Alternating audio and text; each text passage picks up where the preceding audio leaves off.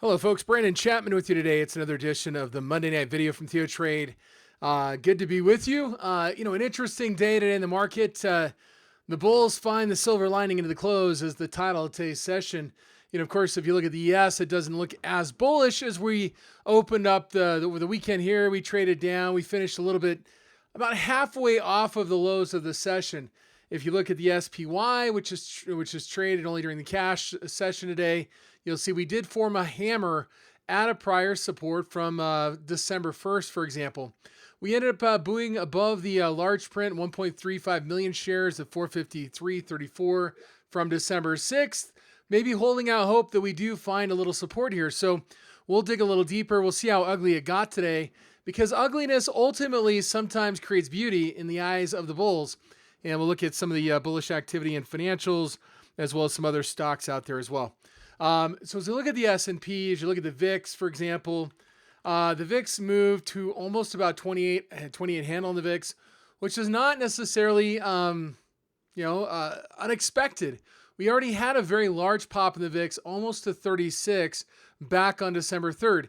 It's unlikely you're going to repeat that event very easily without seeing the market really come unwound. And it was a very tumultuous open this morning, and we'll kind of look at that here in a second. But the VIX moved up marginally, but ended up erasing virtually all of the gains today in the VIX, only finishing up marginally from where we closed on Friday. So again, the VIX was, a little bit of protection put on today, but did not represent the same degree of panic selling we saw back on December 3rd.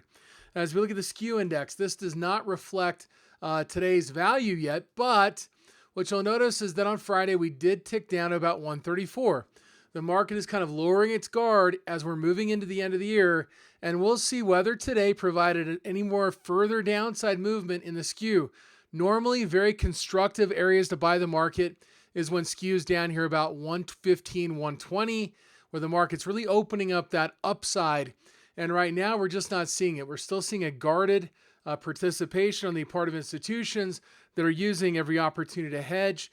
As you look at the VVIX today, this is the volatility of the VIX. You'll see we shot up here to above 150, which going back over the last while was a point where you'd probably tend to get a little more constructive on the market, as people are basically out there buying protection, significant amounts of protection on the VIX to hedge their downside risk. When I say they, we're talking about institutions, okay? And as we look at the VIX3M to VIX ratio, we're looking at, how the market's positioning themselves between the 30-day and the 3-month implied volatility. And I'm going to load a pairs ratio study here as a means of trying to see how much volatility is expected in the future. You'll notice today we ticked down to about 115. That's not exactly a low level. Being below 1 would be very, very constructive. A value that we did hit back on December 1st, an indication we're going to find a bottom here. Right now, we're still very, very elevated as we're moving into the end of the year.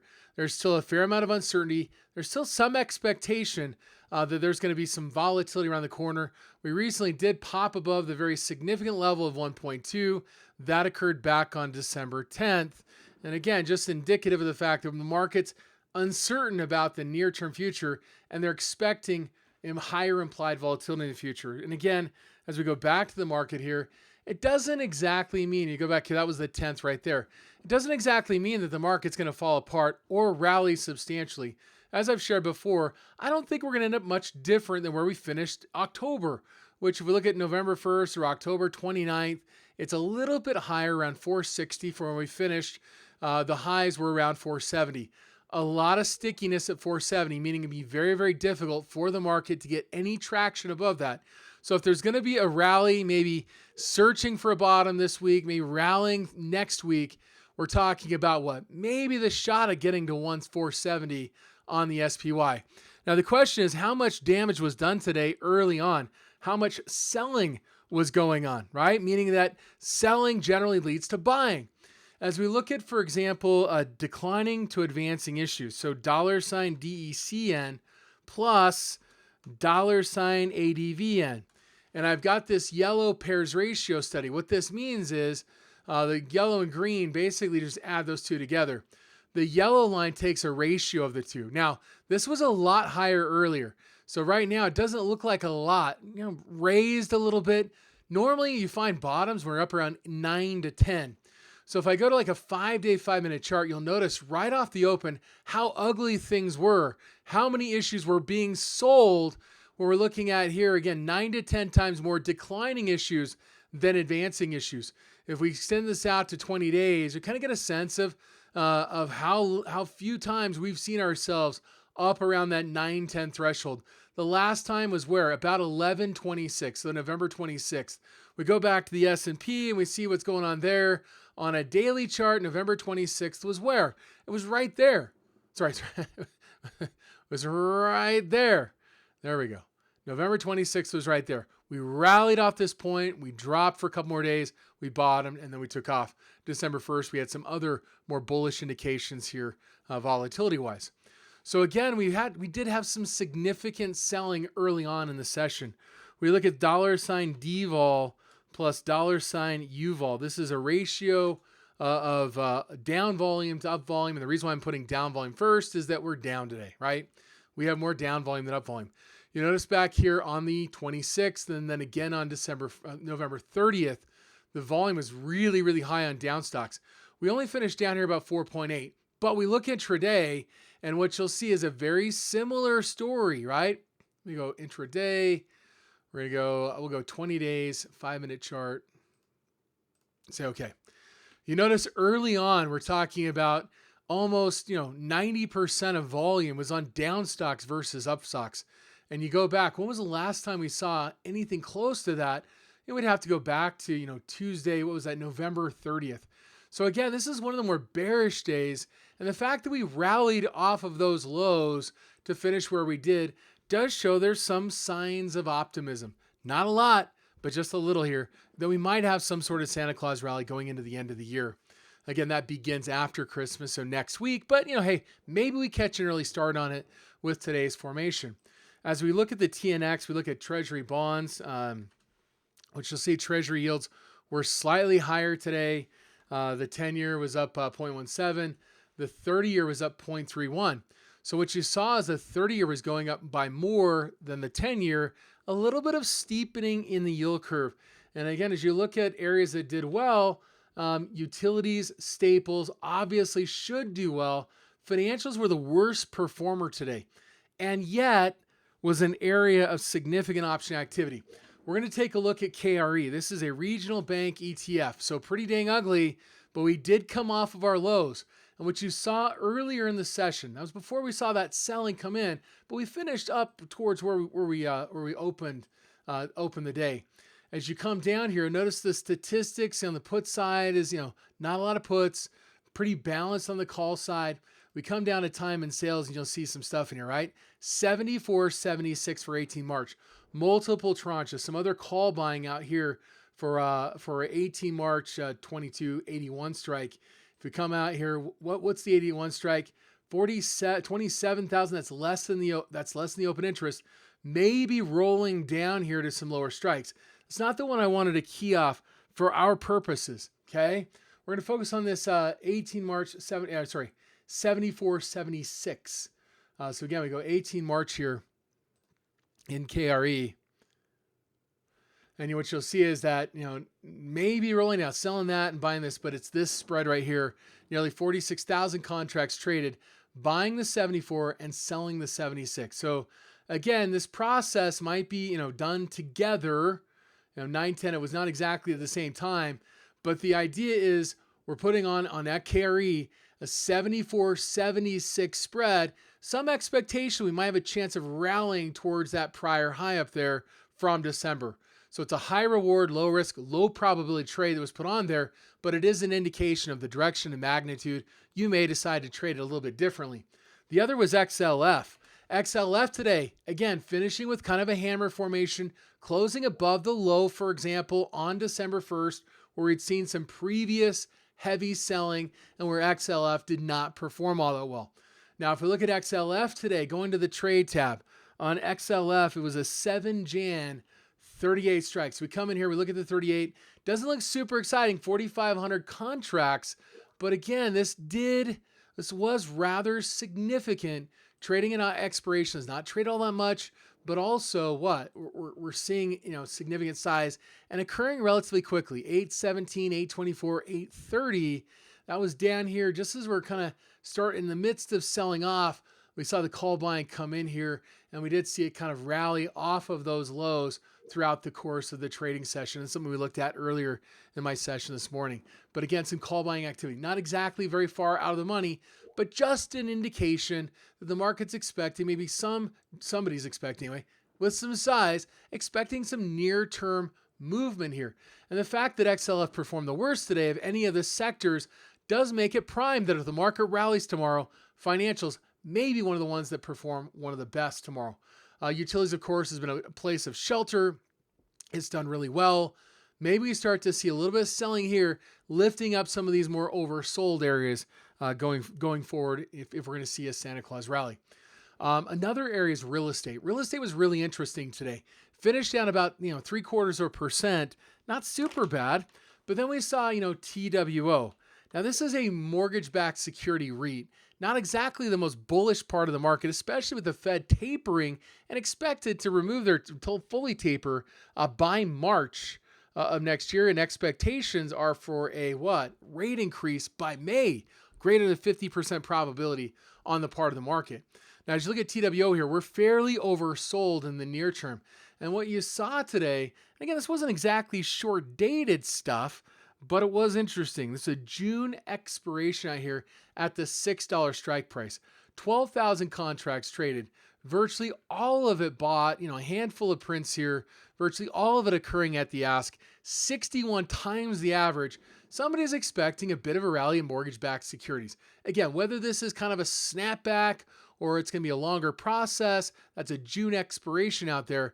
But again, some expectation we may get a rally here in two. Now, this is kind of a juxtaposition between the bearish activity that occurred today in IYR. Now, IYR is at resistance. We fell today. Didn't do that bad, as this is kind of similar to XLRE. But we did see some bearish activity come in today, relatively short dated for a 31 December. And as you look down here, you'll see 11,000 contracts traded. And 9,000. This was actually about a 9,000 contract long per vertical, buying the 108, selling the 103, giving you what? Again, it's about, maybe costs about 60 cents, 50 cents in here. Very low risk, very high reward, expecting that IYR might have a chance of getting down to 103. They didn't just pick it out of the air. That was the low from October. So maybe some expectation that by the end of the year, we may see some downward drift. I'm not suggesting this is necessarily the best strike prices here to choose. You could, do an inside, kind of an in and out type spread, maybe buying a 110.50, selling a 109.50 or a 111, 109. The vol's pretty reasonable for that from an in and out perspective. Buying inside, buying in, selling out. But again, what we have here is some downside expectation in the next 11 days. You might give yourself just a little bit more time, like out to a January, for example, and the skew is still relatively beneficial to buying in the money and selling out as a means of just trying to capture some of the downside. All you need to do is have below 109 in the next 40-something days. Now, some other stocks out there. As we look at some of the top performers, Pfizer, AT&T, Netflix today, some bullish weekly activity for the second week in a row in Roku. Not exactly Netflix, but a competitor. Roku says not in Netflix. I went to Roku for the first time last night, checking it out. They had a category that says not in Netflix. Apparently that's a big deal. But anyway, weekly bullish activity this week in Roku. It's building. The stock's retesting its lows. And you saw it kind of building a little bit out of the money here in Roku this week. You also saw it last week as well, as things were kind of building, as we saw a bit of a rally here. So watch Roku. Maybe we do get a nice little breakout this week, maybe even retesting its prior high, if not even rolling back to 294. It's down a lot. It's a pretty decent stock for the most part. Some companies that are announcing after the close day, we got Nike, for example. It was down quite a bit. It's announcing after the market today.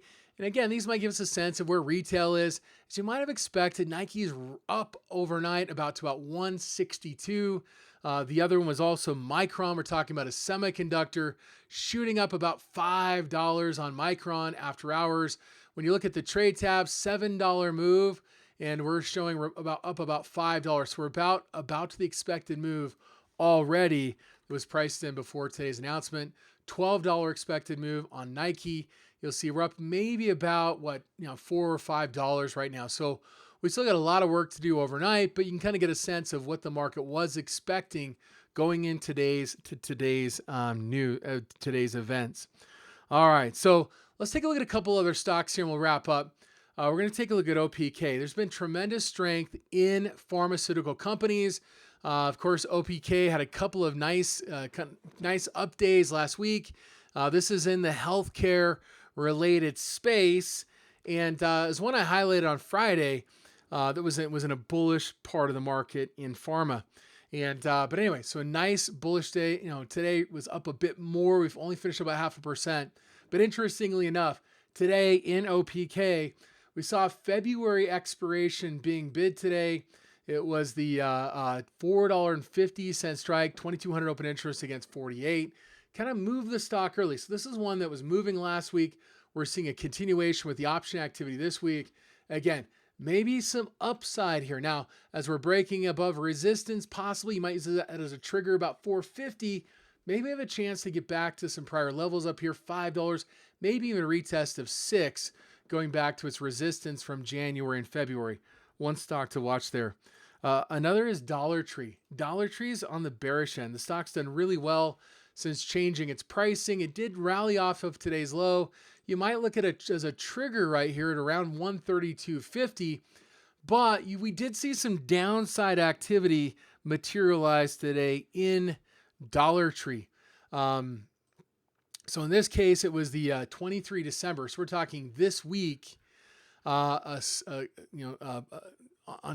Dollar Tree, the long put at 130. Some other long puts down here at 125. Just pricing in some downside potential in Dollar Tree by this Friday. So again, look at that as a trigger. If we start to break away, we may see this start to sell off and push towards 130, 125 as we roll into the end of the week. The last one here is BB. So we're looking at Blackberry Limited. The stock's been consolidating. It's got earnings coming up tomorrow. And we always try to look at, well, where's the stock going to go on its earnings? Well, we know what the expected move is. It's $1.25 or what? We're talking about 15% movement in the stock. But the options market does give us an indication.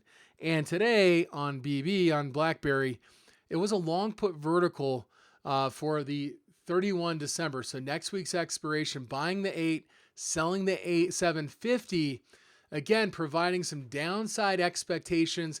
It's about, 750 strike is about the expected move away by next week or even by this week. And so again, it gives you an expectation. Some players are expecting the market, or in this case, Blackberry, to fall on its earnings coming up tomorrow, I believe, after the close. Anyway, just some ideas on some using some unusual option activity on direction, provides a target and a time frame, and just some general perspective on the market. As we look at gold, gold today finished down a little bit as the dollar strengthened, obviously on some of the weakness that we're experiencing. Oil itself also finished down, but rallied off of those lows. We're still dealing with the term structure of oil that is in backwardation, although look at this. We are finally starting to see it flip as this is below that, right? That's a December. So we're starting to see a little bit of a normalization of the curve here. It's not exactly very bullish for oil. And again, today's breakdown probably reflects that to some degree. So again, watch out. There might be more downside here in oil, which isn't necessarily bad for the pumps, to be honest. Anyway, we'll kind of wrap up with oil there. We'll see you back next week for next Monday's video. And of course, we get one every day from TheoTrade.